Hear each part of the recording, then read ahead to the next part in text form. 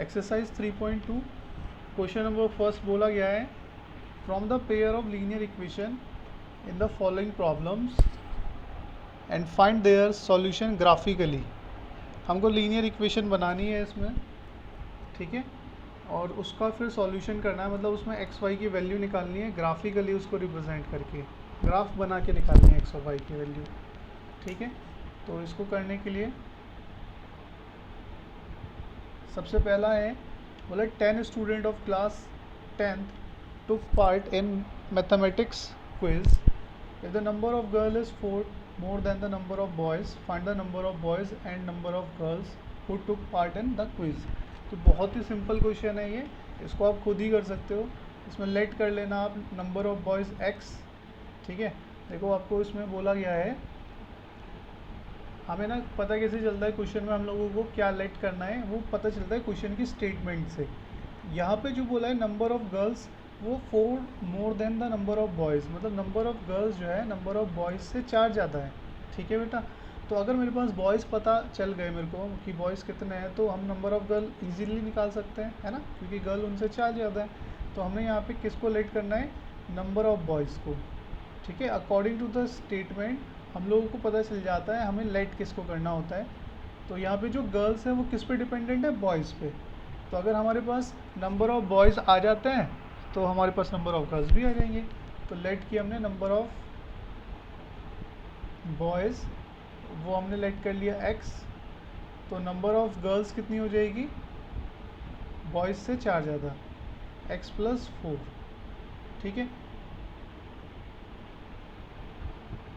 पर यहाँ पर हम लोगों को जो बनानी है बोला form the pair of linear equation from the following and find their solution.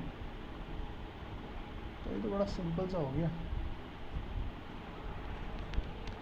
अब इसको ना हम लोग लीनियर पेयर बनाने के लिए 2 वेरिएबल में, तो नंबर ऑफ़ गर्ल्स को हमें ना y लेना पड़ेगा, ठीक है। नंबर ऑफ़ गर्ल्स को हम लोगों को y लेना पड़ेगा तभी ये हो पाएगा। तो हमने यहाँ पे लेट किया number of boys x and number of girls y, ठीक। अब ये बोला था 10 students of class 10 took part in A mathematics quiz. तो यहाँ पे हम लोगों ने बोला लेट कर लिया कि नंबर ऑफ़ बॉयज़ x थे और नंबर ऑफ़ गर्ल्स y थे। तो इसने बोला हुआ टोटल स्टूडेंट है 10, तो x + y कितने हो गया, 10, ठीक है।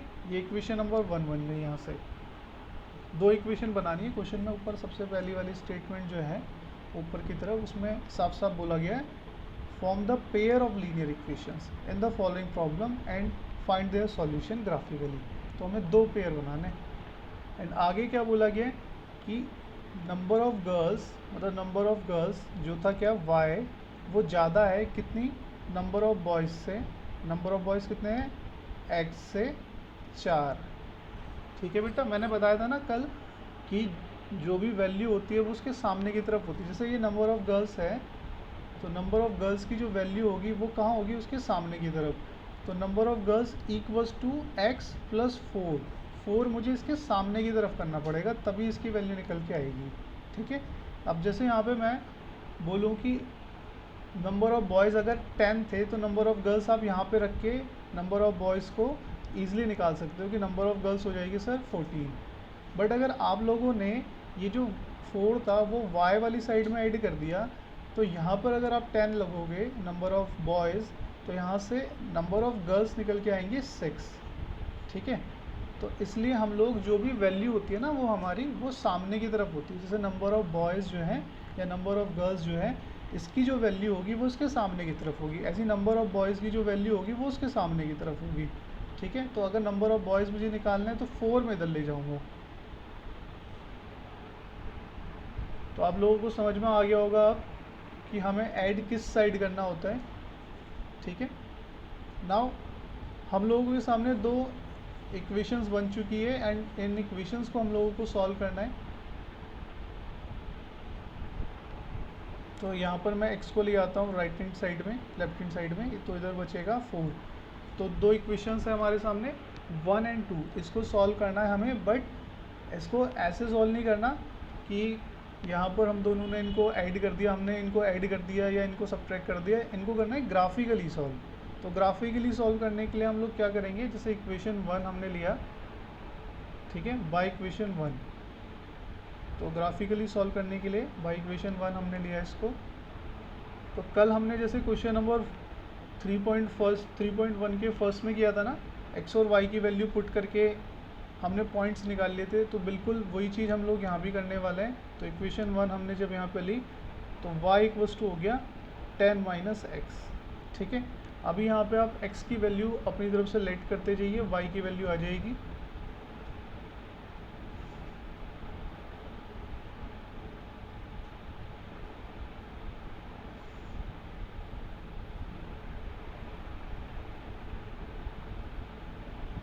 बस आपको 3 वैल्यूज़ निकालनी है। तो यहाँ पे x की वैल्यू पुट करते जाइए। तो सबसे पहले हमने पुट किया, पुट x इक्वल्स टू 5। तो जब मैं इस पर x इक्वल्स टू 5 पुट करूँगा तो y इक्वल्स टू हो जाएगा 10 माइनस 5, तो y की वैल्यू भी निकल के आ गई 5। तो उसके बाद मैंने पुट किया x इक्वल्स टू 4। तो x इक्वल्स टू 4 पुट करने पे y इक्वल्स टू कितना आ गया 10 माइनस 4, तो y की वैल्यू कितनी आ गई 6। ठीक है, एंड नाउ मैंने पुट किया x इक्वल्स टू 6, तो y इक्वल्स टू कितना आ जाएगा 10 माइनस 6, तो y की वैल्यू भी कितनी आ गई 4। तो हमारा था x इक्वल्स टू 5 पर हमारी y की वैल्यू 5 आई, x इक्वल्स टू 4 पर y की वैल्यू 6 आई, x इक्वल्स टू 6 पर y की वैल्यू 4 आई। देखो बेटा, आप लोग यहाँ पर ना और भी कोई भी वैल्यू रख सकते हैं, बट आपको ना ऐसी वैल्यूज़ रखनी है कि आपका ग्राफ बहुत क्लियरली बने। ठीक है, जैसे अगर मैं 0 रखूँगा तो भी आ जाएगा, बट यहाँ पे 0 में जब रखूँगा तो आपको ना ग्राफ में 10 तक लाइनें बनानी पड़ेंगी, है ना। तो 10 रिप्रेजेंट करने के लिए आपको काफ़ी बड़ा ग्राफ बनाना पड़ेगा। तो 1 रखने पे फिर आएगा 9, तो फिर 9 के लिए भी आपको बड़ा ग्राफ बनाना पड़ेगा। बट अगर आप बड़ी वैल्यू रखोगे ना तो यहाँ पे सॉल्व करने में छोटी वैल्यूज़ आ जाएगी, तो आप ग्राफ जो है छोटा बना सकते हो। इसी वजह से हम लोग ना वैल्यू को केवल रैंडमली नहीं रखते, उनको ध्यान से रखते हैं, ताकि जो ग्राफ है हमारा वो छोटे से छोटा बने। ठीक है, जैसे हम लोग यहाँ पर अगर ग्राफ बनाएं,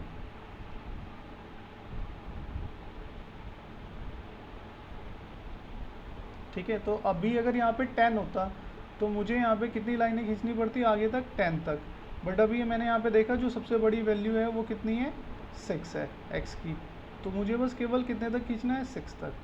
तो 6 तक वो बहुत ईजिली इस छोटे से ग्राफ में भी आ गया। ठीक है, एंड इधर की तरफ आप कर देना, इधर की तरफ माइनस में कोई भी वैल्यू नहीं है तो ज़्यादा नंबर शो करने की ज़रूरत नहीं है। ऐसी +1 2 3 4 5 एंड 6।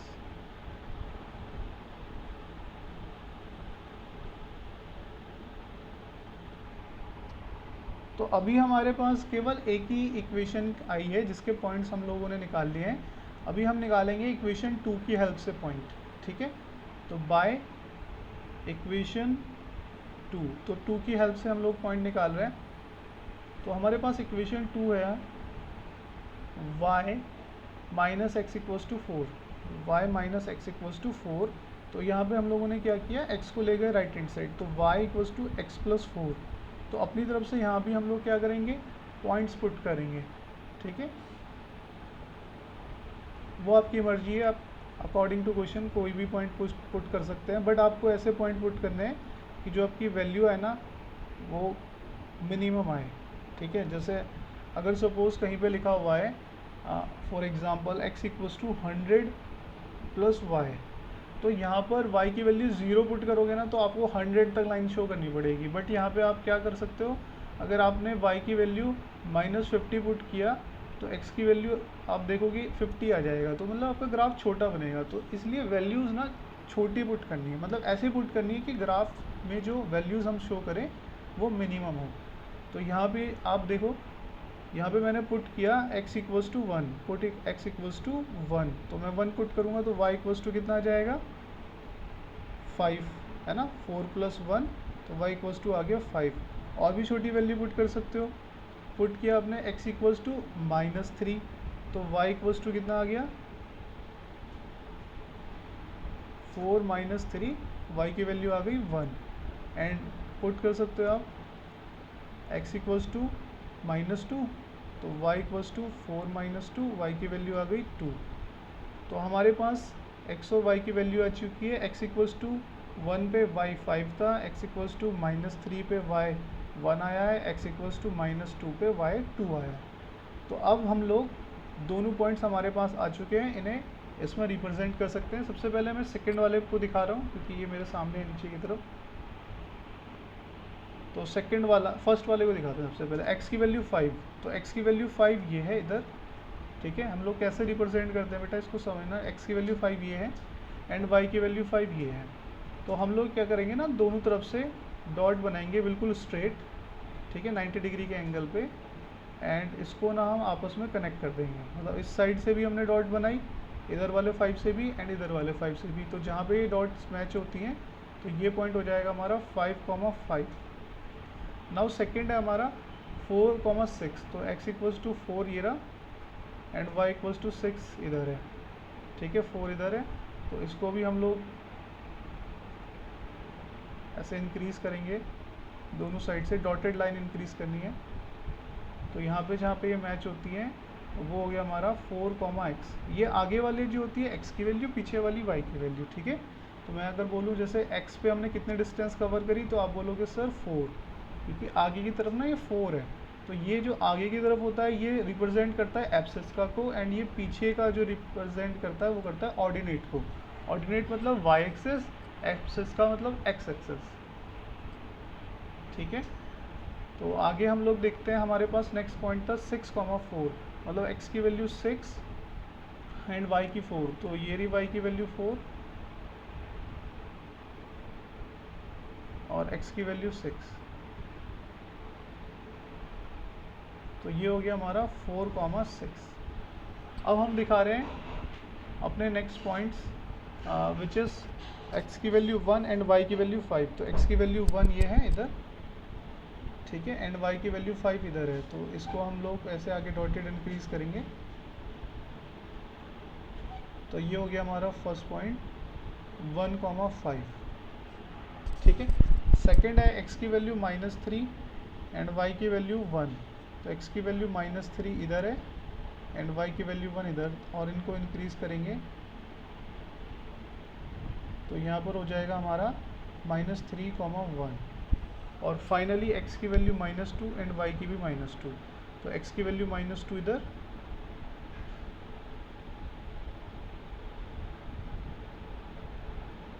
एंड y की वैल्यू भी -2 इधर, ठीक है। तो ये थोड़ा गड़बड़ लग रहा है मुझे कुछ, देख लेते हैं।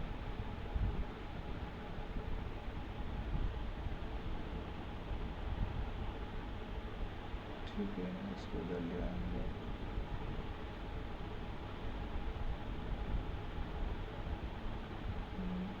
पर 5 आया,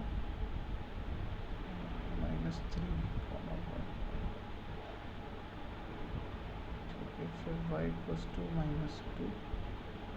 ओके, गलत हो गया यहाँ पर, ये सेकेंड वाला पॉइंट।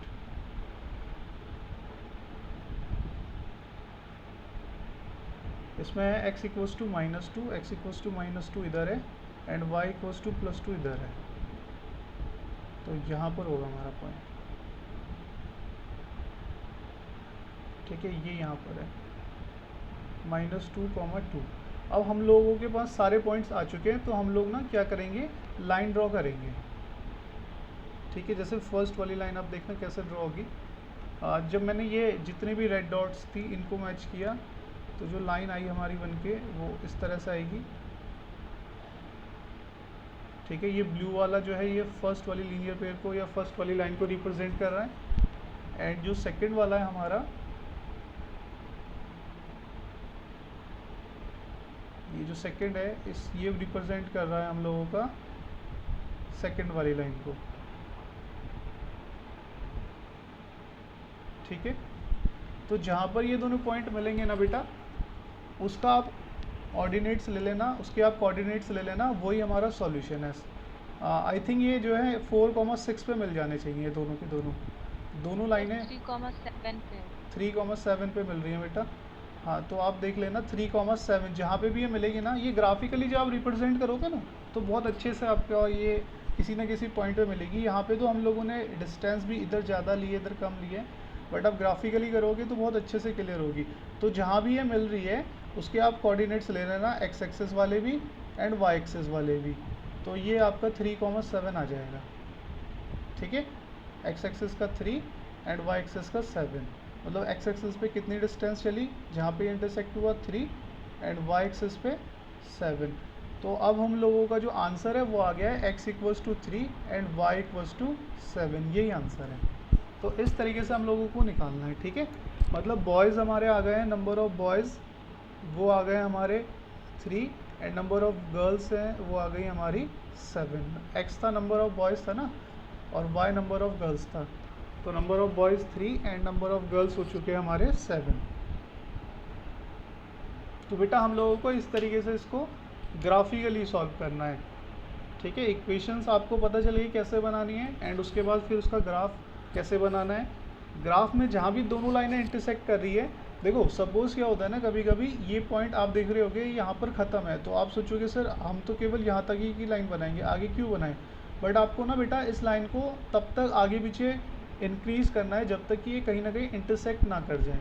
जहाँ भी ये इंटरसेक्ट करती हैं वही आपका आंसर है, ठीक है। और अगर ये हमसे पूछता है ये किस टाइप के लीनियर पेयर हैं, तो किस टाइप के होंगे ये, जिनका एक सॉल्यूशन हो वो होते हैं यूनिक, ठीक है, यूनिक नंबर ऑफ सॉल्यूशन, या फिर हम लोग कह सकते हैं इसको ट्रांजिटिव, कंसिस्टेंट पेयर। कल बताया था ना मैंने, जिनका एक एटलीस्ट एक या एक से ज़्यादा सॉल्यूशन होते हैं वो सब क्या कहलाते हैं, कंसिस्टेंट पेयर। और जिसका कोई भी सॉल्यूशन नहीं होता वो इनकंसिस्टेंट।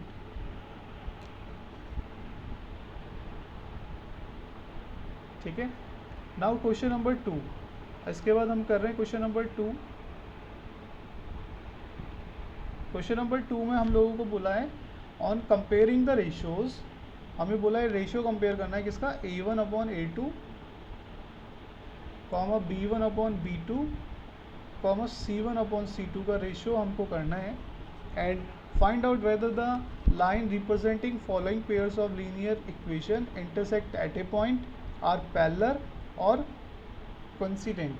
मतलब हमको ना इनकी हेल्प से, इनके रेशियो की हेल्प से ये बताना है कि क्या लाइन जो है वो एक दूसरे को इंटरसेक्ट करेंगी, क्या वो पैरेलल होंगी, या फिर वो कोइंसाइड करेगी एक दूसरे के ऊपर। ठीक है, कोइंसाइड मतलब जैसे ये लाइन है दूसरी लाइन भी इसी के ऊपर एग्जैक्टली उसके कोऑर्डिनेट्स भी क्या होंगे, सेम होंगे। ठीक है, इसको बोलेंगे हम कोइंसिडेंट। तो हम लोग कैसे करेंगे इसको बेटा, बहुत ध्यान से देखना, बहुत ही ईजी से क्वेश्चंस होते हैं ये। तो जैसे हम लोगों के पास फर्स्ट क्वेश्चन है 5x minus 4y plus 8 equals to 0, and ये हो गया हमारा first equation first. And second है 7x plus 6y minus 9 equals to 0, ये इक्वेशन सेकंड। सबसे पहले ना आपको ये जो भी इक्वेशंस हम लोगों को दिए इसमें ना दो चीज़ नोटिस करनी है। सबसे पहले क्या है कि इसकी सारी वैल्यूज़ ना इक्वल्स टू के लेफ्ट हैंड साइड में हो, मतलब राइट हैंड साइड में 0 के अलावा कोई भी वैल्यू ना हो। अगर वो है तो सबसे पहले आप उसको उठा के लेफ्ट हैंड साइड लेके आओ। ठीक है, तो पहला काम ये है कि सारी वैल्यू 0 के लेफ्ट हैंड साइड में हो, 0 के राइट हैंड साइड में, मतलब ये इक्वल्स टू के राइट हैंड साइड में कोई भी वैल्यू ना हो एक्सेप्ट 0। ठीक, तो अब हम लोगों के पास ये दो इक्वेशंस आ चुकी है। अब इनकी हेल्प से हमें पहले x a1 a2 b1 b2 c1 c2 ये निकालना है। तो हमारा a1 कितना हो गया 5। ये जो ऊपर वाली इक्वेशन है ना, इसमें जो भी कोफिशिएंट है x और y के वो हमारे a1 और b1 हो जाएंगे विद साइन, एंड जो हमारी कांस्टेंट टर्म है वो हो जाएगी हमारी c1 विद साइन। ठीक है, ऐसे ही a2 हो जाएगा हम लोगों के पास जो सेकंड वाली इक्वेशन में x का कोफिशिएंट है, एंड b2 हो जाएगा जो सेकंड वाली इक्वेशन में y का कोफिशिएंट, एंड जो कांस्टेंट टर्म है वो हमारी हो जाएगी c2 विद साइन। ठीक है, तो हम लोगों के पास a1 b1 c1 a2 b2 c2 आ चुके हैं। नाउ इनका हम रेशियो निकालते हैं। तो a1 अपॉन a2 वो कितना हो जाएगा बेटा 5/7, b1 अपॉन b2 वो हो जाएगा हमारा -4/6। इसको थोड़ा सॉल्व भी कर लेना, इसको सिंपलेस्ट फॉर्म में चेंज कर लेना, तो ये हो गया 2/3। एंड c1 अपॉन c2 हो गया हम लोगों का 8/-9। तो आप यहाँ पे देख पा रहे हैं कि जो a1/a2 है ना वो b1/b2 के इक्वल नहीं है। तो a1/a2 not equals to b1/b2। तो इस टाइप की आपको पता है इक्वेशंस क्या कहलाती हैं? इंटरसेक्टिंग लाइन, ठीक है, इंटरसेक्ट एट पॉइंट। तो इसको हम बोलेंगे इंटरसेक्ट एट ए पॉइंट। तो बेटा कभी कभी तो ये पूछता है कि ये इनमें से बताइए कौन इंटरसेक्ट करेगी, कौन पैरेलल है या कौन कोइंसाइड करेगी। या कभी कभी ये पूछता है ना कि आर दे ट्रांजिटिव, नहीं, कंसिस्टेंट और इनकंसिस्टेंट। तो ये क्या हो जाएगी, जिसका वन सॉल्यूशन होता है वो होती है हमारी क्या, कंसिस्टेंट, ठीक है। तो ये भी पूछ सकता है ये how many numbers of solutions. तो अगर a1/a2 b1/b2 के इक्वल नहीं होता तो इसमें हमारे कितने सॉल्यूशन होते हैं, number of solution, exactly one solution या फिर यूनिक सॉल्यूशन, एक सॉल्यूशन, ठीक है। तो इसके कितने नंबर ऑफ सॉल्यूशन होंगे, यूनिक सॉल्यूशन या फिर एग्जैक्टली वन सॉल्यूशन। तो हम लोगों ने ना एक ही क्वेश्चन में तीनों चीज़ समझ ली कि तीन इसके कैसे कैसे क्वेश्चन बन के आएंगे। सबसे पहला तो क्वेश्चन ये आपको बुक में गिवन है कि which of the following pairs are intersecting at a point, parallel and coincide. तो फर्स्ट क्वेश्चन तो ये था। तो यहाँ पर हम लोगों को बताना है कि कौन इंटरसेक्ट करेगी, कौन पैरेलल है, कौन कोइंसाइड है। तो आपको मैंने ये रिजल्ट पहले ही लिखवा रखे हैं कि अगर a1/a2 not equals to b1/b2 होता है तो वो लाइन करती है इंटरसेक्ट। अगर वो a1/a2 equals to b1/b2 equals to c1/c2 हो जाए तो वो होती है पैरेलल, ठीक है। और अगर a1/a2 b1/b2 के तो इक्वल हो बट c1/c2 के इक्वल ना हो तो वो होती है हमारी क्या, सॉरी उल्टा बोल दिया, वो होती है हमारी पैरेलल। एंड अगर वो तीनों इक्वल हो जाए तो वो होती है हमारी कोइंसाइड, ठीक है। तो यहाँ पर जो है आपके पास जो है फर्स्ट वाला है ये इंटरसेक्ट करेंगी, और जो इंटरसेक्ट करती है उसका एक सॉल्यूशन होता है और उसको हम कंसिस्टेंट भी कहते हैं।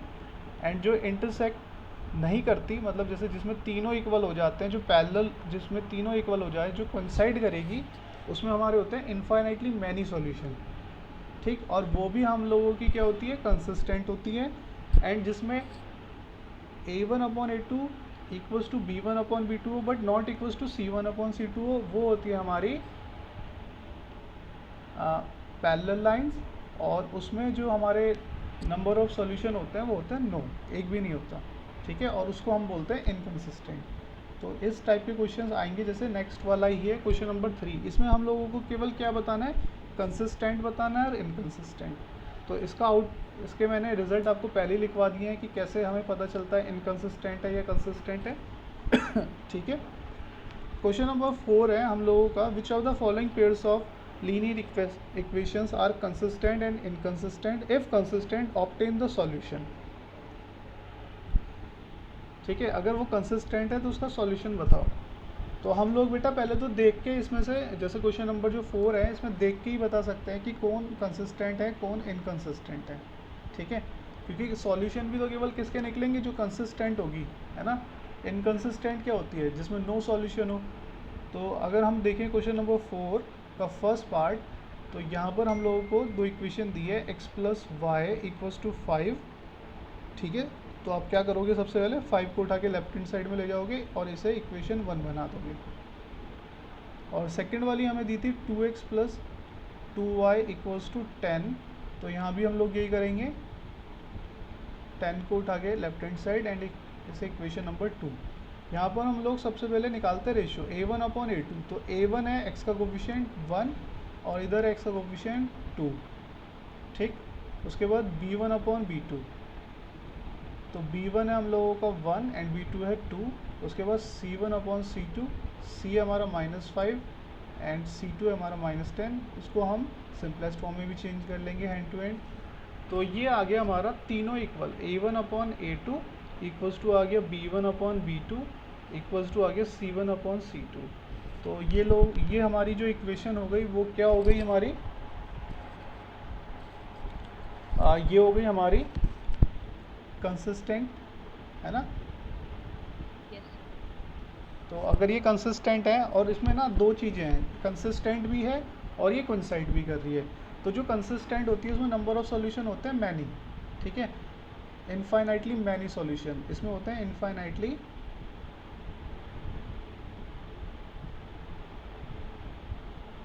Many solution. तो अब हम लोगों को इनका सॉल्यूशन भी निकालना है। तो ये हमारी थी इनफाइनाइटली मैनी सॉल्यूशन। अब हम लोगों को क्या निकालना है, इनका सॉल्यूशन। ठीक है, तो सॉल्यूशन निकालने के लिए मेथड आपको ऑलरेडी डिस्कस किया हुआ है। हाँ बेटा, कोइंसिडेंट भी होगी ये, ठीक है, कोइंसिडेंट भी होगी, पर इसमें हम लोगों से ना केवल ये पूछा था कि कौन कंसिस्टेंट है कौन इनकंसिस्टेंट है। वो सारी चीज़ें मैंने आपको लिखवा रखी है कि कौन कंसिस्टेंट है कौन इनकंसिस्टेंट है, वो स्टार्टिंग में लिखवा दिया था जब ये चैप्टर स्टार्ट हुआ था। तो अभी हम लोगों को केवल इसका सॉल्यूशन निकालना है।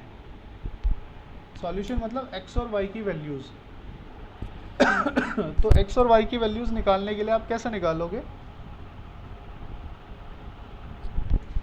आपके पास मेथड्स होते हैं, मैंने आपको बताए हुए थे 3 टाइप के मेथड, सब्स्टिट्यूशन, और एक बताया था मैंने टर्मिनेटिंग, और एक मेथड और था उसको भी आज हम लोग डिस्कस कर लेते हैं। ठीक है, फिर उसके बाद हम इसका सॉल्यूशन करेंगे।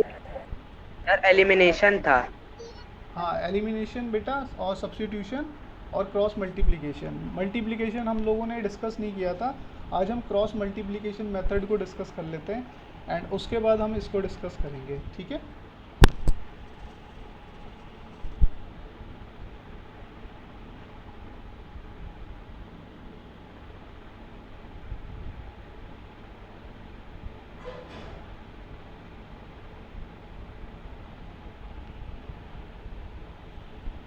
तो क्रॉस मल्टीप्लिकेशन मेथड में हम लोग क्या करते हैं, सबसे पहले जैसे दो हमें इक्वेशन दी हुई है, एक जनरल फॉर्म ले लेते हैं हम, उसके बाद इस क्वेश्चन को कंटिन्यू करेंगे।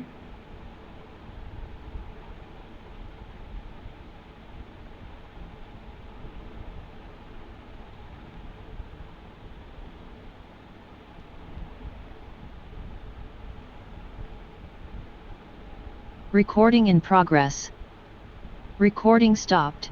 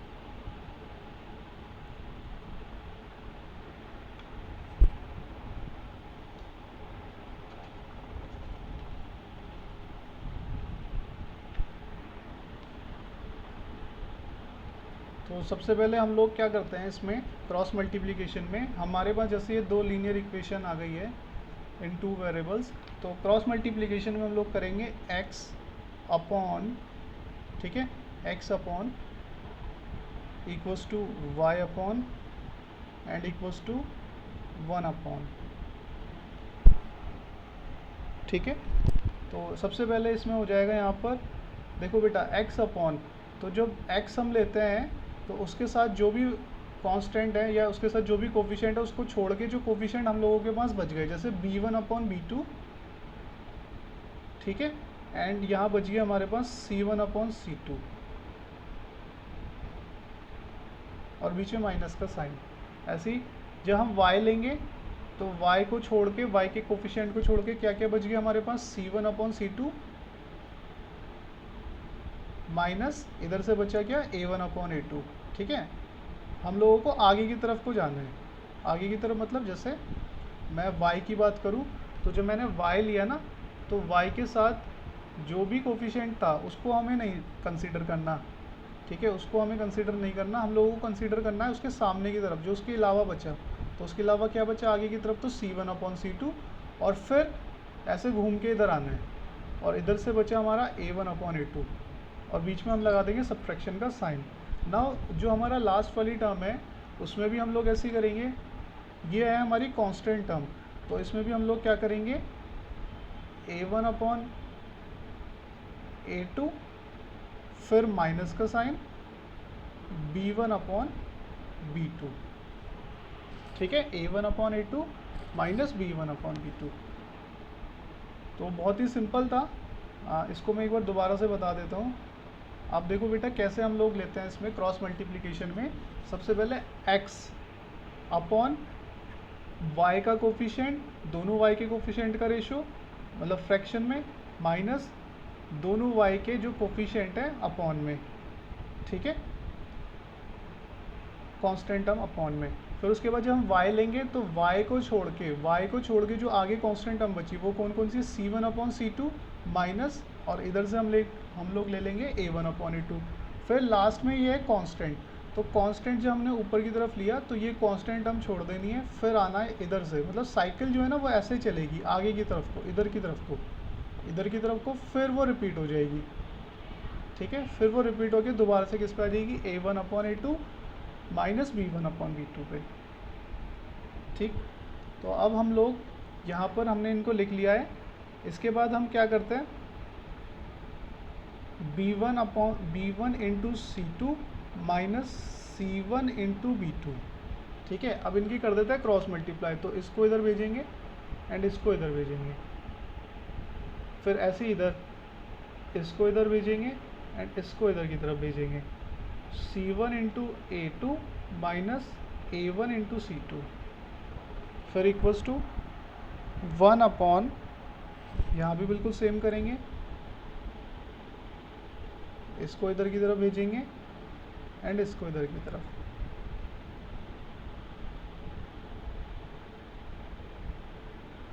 a1 into b2 minus a2 into b1, ठीक है। आप लोगों को क्लियर हो गया होगा। अब हम लोगों को कैसे करना है, मतलब हमने क्रॉस बनाना है, थोड़ा सा लंबा मेथड है, और एग्ज़ाम में ना अगर आपको लिखा हुआ आता है कि solve by cross multiplication method तो ही इस मेथड से करना है, अदरवाइज़ नहीं करना, ठीक है। तो यहाँ तक इसको आप नोट डाउन कर लीजिए। फिर इसके बाद जो भी क्वेश्चंस होते हैं हम लोग क्या करते हैं ना, इसको 3 सेगमेंट बना लेते हैं, जैसे ये फर्स्ट, ये सेकेंड और ये थर्ड। तो हम लोगों को कैसे करना होता है, सबसे पहले हमने लेना है इसमें फर्स्ट एंड थर्ड, फर्स्ट और थर्ड को एक साथ सॉल्व करेंगे। फिर जब उसको सॉल्व करके x की वैल्यू आ जाएगी, आप देख पा रहे होंगे जब फर्स्ट एंड थर्ड है यहाँ पर x है और यहाँ पर 1 है, तो जो आपको सॉल्व करोगे ना इसको तो यहाँ से x की वैल्यू आ जाएगी, ठीक है। और फिर आपको लेना है सेकेंड एंड थर्ड, तो सेकेंड और थर्ड से आप जब इसको सॉल्व करोगे तो सेकेंड एंड थर्ड में आप देख रहे हो सेकेंड में y है एंड थर्ड में कांस्टेंट है, तो यहाँ से आ जाएगी y की वैल्यू। अब वो लेना कैसे है, वो जो हम इसके ऊपर क्वेश्चंस डिस्कस करेंगे ना तब मैं बताऊंगा वो कैसे लेना होता है, ठीक है, कैसे वैल्यूज़ आती है निकल के। आपको कुछ नहीं करना, सीधा ये जो नीचे की तरफ की वैल्यूज़ हैं इनको सॉल्व करना है। जैसे C1 और A2 की वैल्यू जो भी दी हुई है क्वेश्चन में उसको पुट कर दो, है ना। उसको पुट करने के बाद सॉल्व कर लो, इनकी मल्टीप्लाई करके सब्ट्रैक्ट कर लो, फिर जो आएगा, सपोज़ यहाँ पर आ गया y अपॉन 5, तो इधर की तरफ क्या हो जाएगा 1 अपॉन, जैसे सपोज 10 है तो y की वैल्यू कितनी निकल के आ गई यहाँ से, y इक्वल्स टू आ गया 5 अपॉन 10, सॉल्व किया 1 अपॉन 2, ठीक, हमने लिया था ये। अब अगर मैं फर्स्ट और थर्ड लेता हूँ, जैसे x अपॉन, x की वैल्यू आ गई अपॉन में 20 एंड इक्वल्स टू की 1 अपॉन, यहाँ पर आ गया सपोज अपॉन में 40 नीचे की तरफ, इनको सॉल्व करने के बाद। तो अगर मैं बोलूँ x की वैल्यू कितनी हो गई, तो x की वैल्यू हो गई कितना 20 अपॉन 40, इसको मैं सॉल्व करूँगा 1 ज़ा 2 ज़ा, तो x की वैल्यू भी कितनी आ गई 1 अपॉन 2, तो x की वैल्यू भी आ चुकी है एंड y की वैल्यू भी आ चुकी है। तो इस तरीके से हमें इन इक्वेशंस को सॉल्व करना है और यहाँ से हम लोग x और y की वैल्यूज़ निकाल सकते हैं। तो ये थी हमारी क्रॉस मल्टीप्लिकेशन मेथड। बाकी सब्स्टिट्यूशन और एलिमिनेटिंग मैंने आपको ऑलरेडी डिस्कस किया हुआ है। अब हम आ जाते हैं अपने क्वेश्चन पे। ये आप लोगों ने नोट डाउन कर लिया पूरा? हेलो बेटा Shraddha, Ritu, Nandini, Nikita, yes sir. Noted down? Okay बेटा। तो अभी हम लोग ना अपने क्वेश्चन पे आते हैं।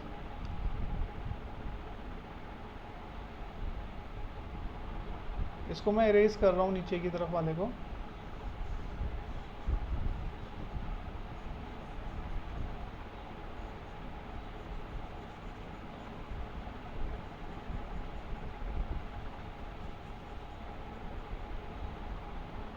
देखो बेटा क्वेश्चन में बोला गया है कि ये जो दोनों इक्वेशन आई है ना, इसमें इनके सॉल्यूशन है इनफाइनाइटली मैनी सॉल्यूशन। तो अब जो इक्वेशन जिनके इनफाइनाइटली मैनी सॉल्यूशन होते हैं ना, उनको हम सॉल्व कैसे करते हैं उसे देख लो आप। ठीक है, ये क्वेश्चन मेरे से प्रिंस ने भी पूछा था, बट प्रिंस तो आज क्लास में ही नहीं है, और ये सुमित ने भी पूछा था मेरे से, है ना बेटा। तो हम लोग ना पहले इसको ऐसे नॉर्मल जैसे हम लोग सॉल्व करते हैं ना इक्वेशन, वैसे सॉल्व करते हैं। ठीक है, दोनों इक्वेशन को मैं एक बार दोबारा लिख रहा हूँ। तो हम लोग इसको कैसे सॉल्व करते हैं आप देखिएगा। ठीक है बेटा, तो इसको सॉल्व करने के लिए हम लोग ना नॉर्मल तरीके से सॉल्व करके देखते हैं इसको पहले।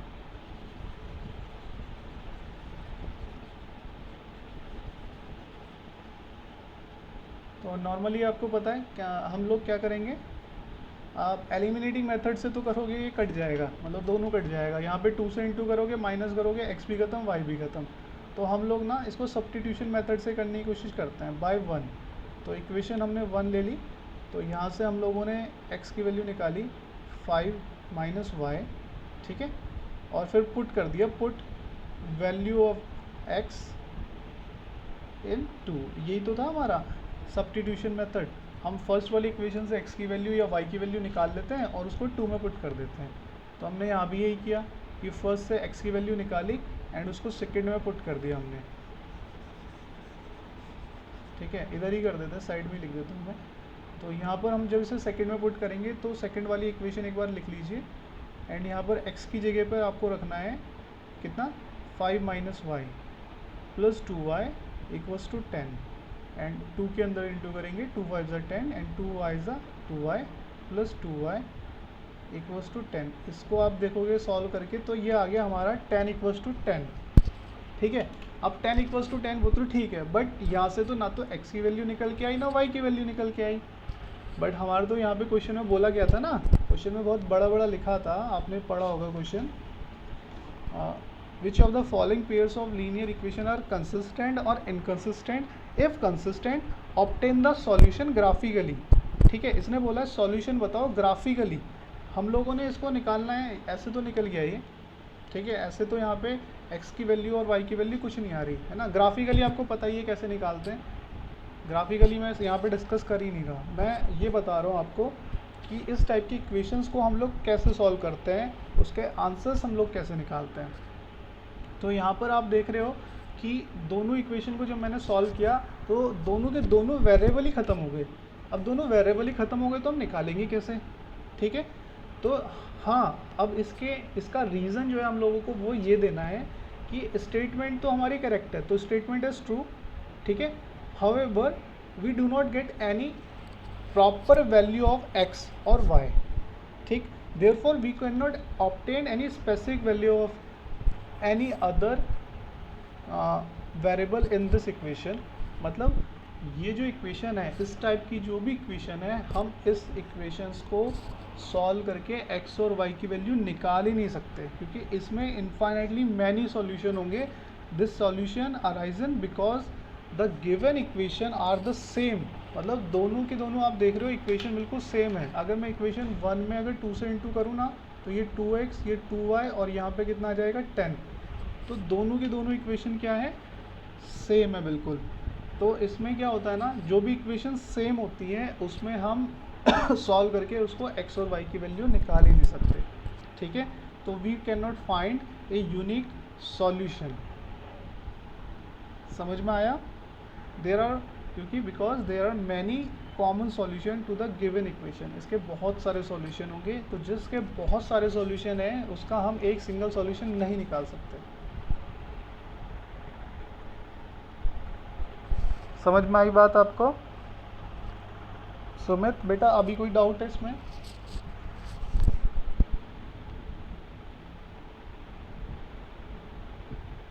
ठीक है, श्रद्धा आपको क्लियर हुई बेटा बात? Yes sir. कृष्णा, ऋतु, संचित, बेटा बहुत ही सिंपल तरीका है। देखो, जिसमें एक यूनिक सॉल्यूशन है, एटलीस्ट वन सॉल्यूशन जिसमें बोला जाए, जिस भी उसको सॉल्व करने पे जब a1/a2 का रेशियो हम निकालेंगे, ठीक है, वो अगर किसके नॉट इक्वल हो b1/v2 के, तो उसका होगा हमारा एक यूनिक सॉल्यूशन। तो जिसका एक यूनिक सॉल्यूशन होगा हम उसी को सॉल्व कर सकते हैं, पर जिसके अगर इनफाइनाइटली मैनी सॉल्यूशन है या जिसका नो सॉल्यूशन है उसको हम सॉल्व करके x और y की वैल्यू नहीं निकाल सकते, क्योंकि वहाँ पर जब हम लोग उसको सॉल्व करेंगे ना तो वो दोनों इक्वेशन ना सेम ही होती हैं। सेम मतलब कि अगर फर्स्ट वाली इक्वेशन में आप उसको पुट करोगे सेकंड वाली इक्वेशन से वैल्यू निकाल के, तो वो वेरिएबल को ही ख़त्म कर देगी पूरे। यहाँ पर आप देखो सारे वेरिएबल ही ख़त्म हो चुके हैं, तो जब वेरिएबल ही ख़त्म हो गए तो हम लोगों के पास बचा क्या, फिर हम क्या निकालेंगे। तो इस टाइप की जो भी इक्वेशंस होती हैं उसको हम सॉल्व नहीं कर सकते, मतलब सॉल्व करने का मतलब उसको हम सॉल्व करके x और y की वैल्यू नहीं निकाल सकते। और यहाँ पे ना आपको बस स्टेटमेंट लिखनी है, ठीक है। यहाँ पर आप स्टेटमेंट क्या लिखोगे वो आप अपनी तरफ से बना सकते हो, जरूरी नहीं है मैंने जैसा लिखा है बिल्कुल एग्जैक्टली वैसा ही लिखो।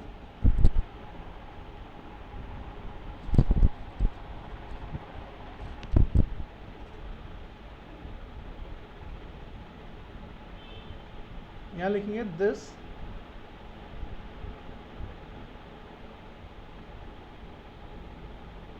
स्टेटमेंट इज करेक्ट और true for all values of x and y। मतलब ये जो स्टेटमेंट है, स्टेटमेंट मतलब यहाँ पे जो है ना ये, मतलब ये स्टेटमेंट मतलब ये इक्वेशन की बात हो रही है, या फिर हम स्टेटमेंट की जगह भी लिख सकते हैं this linear pair equations is correct for all values of x and y, but we do not gate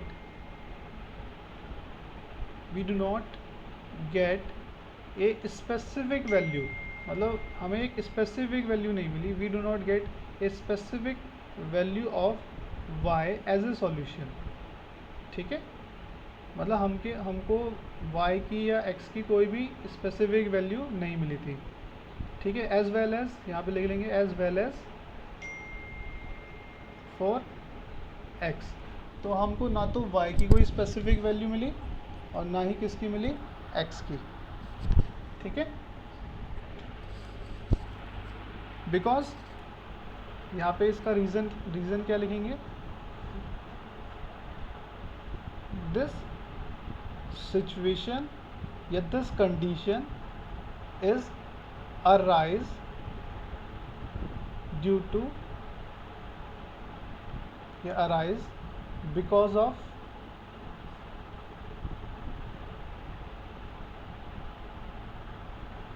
both equations are same, both equations are same।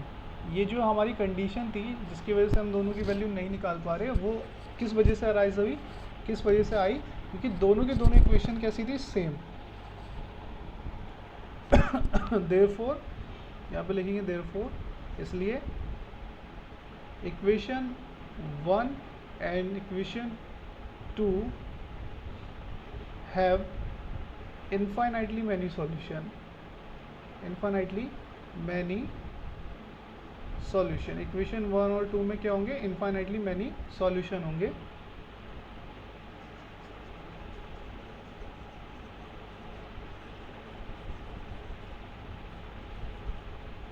infinitely many solution होंगे,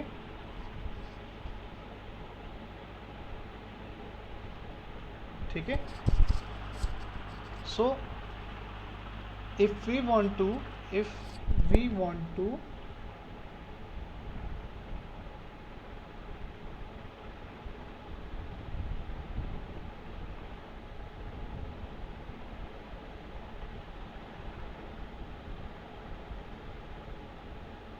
find the solution graphically, then same situation will arise. If you want to find the solution graphically, then same situation will arise, मतलब अगर आप सोचोगे ना कि इसको हम graphically solve करें तो बिल्कुल सेम सिचुएशन वहाँ पर भी आ जाएगी, ठीक है। वही लाइन जो है मतलब बहुत लंबी आगे तक बढ़ जाएगी, ठीक है। जब आप इसको ग्राफिकली करने की कोशिश करोगे तो बस आप यहाँ पे लिख दो we can not find a unique solution for x and y. We cannot find a unique solution for x and y. For x and y, because there are many solutions. Because there are infinitely many solutions.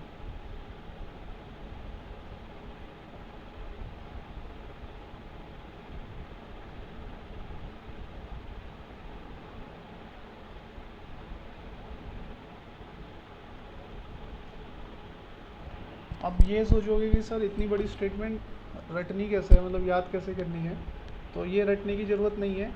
Question में आप देखो statement में क्या लिखा है, हमने वही चीज़ लिखी है जो हमने क्वेश्चन में किया कि स्टेटमेंट तो ट्रू है एक्स और वाई की। देखो ट्रू कैसे है, जब हमने एक्स और वाई की वैल्यू रखी तो दोनों साइड सेम आ गई, तो मतलब ट्रू है, ठीक है। But we can not find any specific value of x as well as y, मतलब हम ना तो एक्स की कोई स्पेसिफिक वैल्यू निकाल पाए ना ही वाई की निकाल पाए। क्यों? This situation is arise because of both equation are same. ये जो सिचुएशन है जिसकी वजह से ना तो हम x की वैल्यू निकाल पाए ना ही y की, ये कब अराइज हुई, जब दोनों की दोनों इक्वेशंस कैसी थी, सेम थी, है ना। आप देखोगे सेम इक्वेशन है, अगर इक्वेशन 1 में 2 से इंटू कर दोगे तो नीचे वाली इक्वेशन आ जाएगी, ठीक है। फिर यहाँ पे भी मैंने ये लिखा है कि this situation is arise because both the equation are same, therefore equation 1 and 2 have infinitely many solution. इसलिए इक्वेशन 1 और 2 में इनफाइनाइटली मैनी सॉल्यूशन होंगे। अगर हम ग्राफिकली इसको फाइंड करने की सोचेंगे या सॉल्व करेंगे ग्राफिकली तो वहाँ भी सेम सिचुएशन आएगी। यही चीज़ लिखा है मैंने। और आगे क्या लिख दिया, we can not find any unique solution for X and Y because there are infinitely many solution. हम एक्स और वाई के लिए यूनिक सॉल्यूशन नहीं निकाल सकते क्योंकि यहाँ पे इनफाइनाइटली मैनी सॉल्यूशन होंगे। आप चाहो पूरा ना लिख के केवल अगर इतना भी लिखोगे ना, we can not find any unique solution for X and Y because there are infinitely many solution, वो भी ठीक है। बट ये स्टेटमेंट तो आपको समझाने के लिए थी कि कैसे कैसे हम यहाँ तक पहुँचे।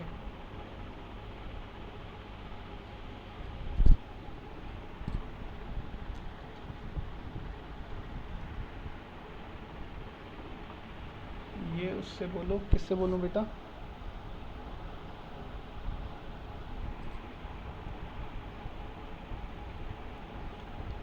आप क्या क्या बातें करते रहते हो आपस में। चलो तो बेटा आप लोग ना मुझे इसमें करके भेजना होमवर्क क्वेश्चन नंबर 4 तक, इसके सारे पार्ट, ठीक है। जिसने मुझे पहले का नहीं करके भेजा वो भी भेजें। क्वेश्चन नंबर 4 तक सारे पार्ट करके भेजने हैं आपको। एक्सरसाइज 3.1 और 3.2 का होमवर्क है एंड होमवर्क भेजना है आपको कल तक। कल क्लास में एंटर होने से पहले आप होमवर्क मुझे सेंड कर देना। एक्सरसाइज 3.1 और एक्सरसाइज 3.2, ठीक है। अभी आपका दूसरे क्लास का टाइम हो चुका है, आई थिंक मेरा हो गया क्योंकि आपकी तो मॉर्निंग में ही हो गई थी। तो मिलते हैं कल की क्लास में। तब तक के लिए बाय बाय। हाँ बेटा बोलो। सर आपने इस चैप्टर के सारे टॉपिक्स पढ़ा दिए? नहीं सर बेटा, अभी तो काफ़ी कुछ बच रहा है इसमें। मतलब हाँ, मेन टॉपिक जो इस चैप्टर में थे ना वो हम लोगों ने डिस्कस कर लिए हैं ऑलमोस्ट। बस वही अब जो इक्वेशंस हैं उनको सॉल्व करना, कैसे सॉल्व होगी, कौन सी इक्वेशन सब्स्टिट्यूशन मेथड से इजीली सॉल्व हो जाएगी। सर विदाउट ग्राफ के सॉल्व कर सकते हैं? विदाउट ग्राफ के सॉल्व मतलब बेटा किसको? हाँ मेरे को बिना ग्राफ के सॉल्व करके भेज देना क्योंकि अभी तो शॉप्स नहीं है ओपन, तो आप मुझे बिना ग्राफ के सॉल्व करके भेज सकते हो।